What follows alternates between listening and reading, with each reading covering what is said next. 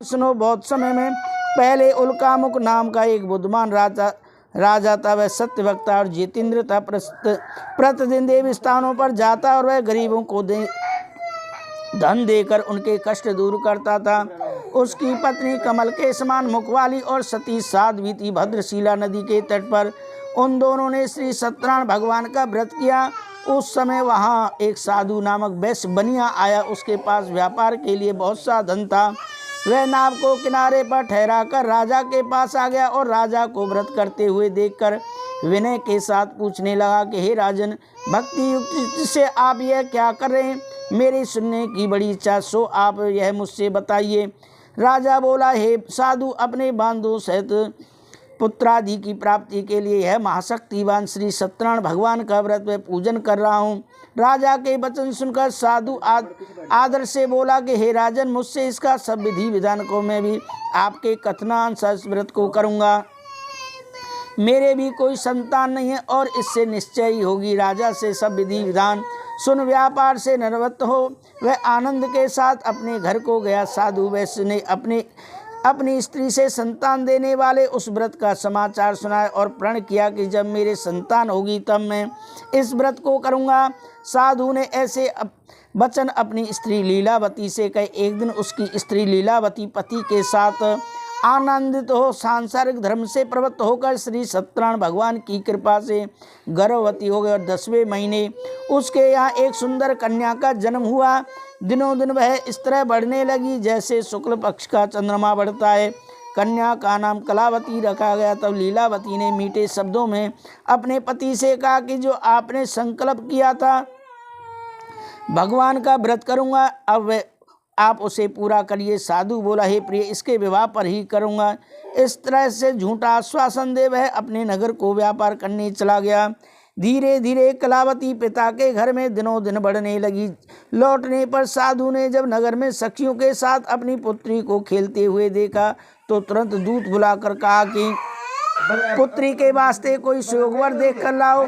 साधु नामक वैश्य की आज्ञा पाकर दूत कंचन नगर पहुंचा और वहां पर बड़ी खोज और देखभाल कर लड़की के लिए सुयोग बड़े पुत्र को ले आया। उस सुयोग लड़के को देखकर साधु ने अपने बंदी बांधों सहित प्रसन्नचित होकर अपनी पुत्री का विवाह उसके साथ कर दिया। किंतु दुर्भाग्य से विवाह के समय भी यह व्रत करना भूल गया। तब तो श्री भगवान क्रोधित हो गए और उन्होंने वैश्य को श्राप दिया कि तुम्हें दारुण दुख प्राप्त होगा।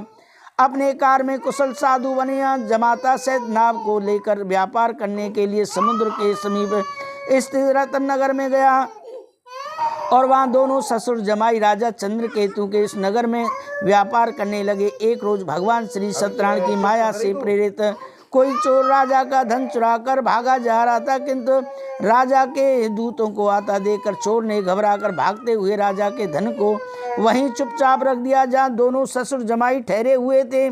जब दूतों ने उस साधु वैश्य के पास राजा के धन को रखा देखा तो दोनों को बांध कर ले गए और प्रसन्नता से दौड़ते हुए राजा के समीप जाकर बोले, ये दो चोर हम पकड़ कर लाए, देखकर आज्ञा दें। तब राजा ने बिना उनकी बात सुने ही आज्ञा दे उनको कठिन कारावास में डाल दिया और उनका सब धन छीन लिया। श्री सत्यनारायण भगवान के श्राप द्वारा उनकी पत्नी भी घर पर बहुत दुखी हुई और घर पर जो धन रखा था चोर चुरा कर ले गए। शारीरिक व मानसिक पीड़ा, भूख प्यास से अति दुखित हो अन्न की चिंता में कलावती कन्या एक ब्राह्मण के घर गई।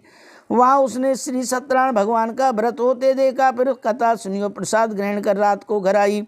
माता ने कलावती से कहा, हे पुत्री, तू अब तक कहाँ रही? तेरे मन में क्या है? कलावती बोली, हे माता, मैंने एक ब्राह्मण के घर श्री सत्यनारायण भगवान का व्रत होते देखा। कन्या के वचन सुनकर लीलावती भगवान के पूजन की तैयारी करने लगी। लीलावती ने परिवार और बंधु सहित श्री सत्यनारायण भगवान का पूजन किया और वर मांगा कि मेरे पति और दामाद शीघ्र आ जावें।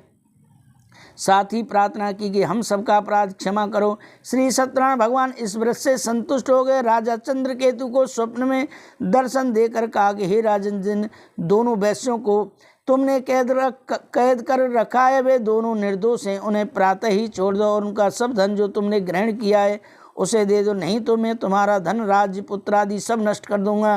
राजा से ऐसे वचन कहकर भगवान अंतर ध्यान हो गए। प्रातः कल राजा चंद्रकेतु ने सभा में अपना स्वप्न सुनाया और सैनिकों को आज्ञा दी कि दोनों बड़े पुत्रों को कैसे मुक्त कर सभा में लाया जाए।